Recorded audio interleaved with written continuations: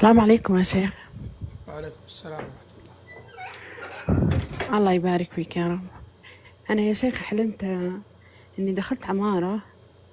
العمارة هذه تبنى يعني تشطب يعني، وكأن هذه العمارة طلعت الدور الثاني ولقيت سيدنا إسماعيل عليه السلام.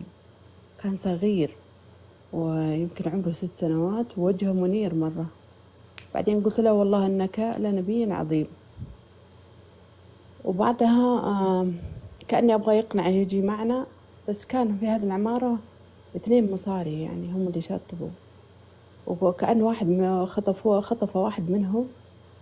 وكأني صرت أجري وراه أبغى يعني أمسكه، بس ما قدرت، لقيت كلاب وخفت يعني. بس يا شيخ.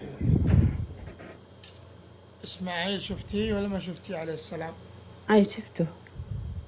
كان لونه حنطي. يعني تقريبا، بس يعني منور وجهه. منور يعني أبيض على بياض. حنطي أيوة على أيوة. درجات الحنطي. أي صحيح. عظمة الوجه هذه تشوفيها تشوفيني أه لا كانت بارزة. صحيح. سبحان الله. طيب، اللهم صل وسلم على نبينا محمد. طبعا فمه كان وسط، العظمة بارزة، وجهه جاي زي كذا، صحيح والله صحيح. وجهه فيه طول والجبهة فيها كبر عليه أيوة السلام. صحيح والله نعم. صحيح. لون عيونه لونها عسلية، أي تقريبا. أسود بني.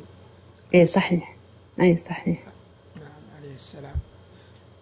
أنت عندك ولد ولا ما عندك؟ إلا عندي طيب. 3. طيب، هل إسماعيل كان شعره أسود بني والله أشقر ما. صح؟ إيه أشقر. تقريبا. أي لا، يعني تقريبا، بس هو لابس أسود بني.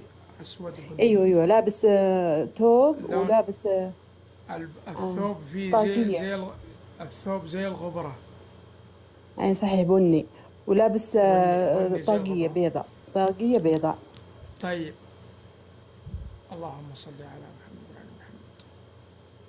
ولدك الصغير أبي يفتح الله عليه في القرآن، في الخطابة، في اللغة العربية، يعطيه الله علم، ينصرك الله سبحانه وتعالى. هذا تعبير الرؤيا والله أعلم. حياك الله يا يا أختنا. رب، مرحبا. الله يجزاك خير يا رب.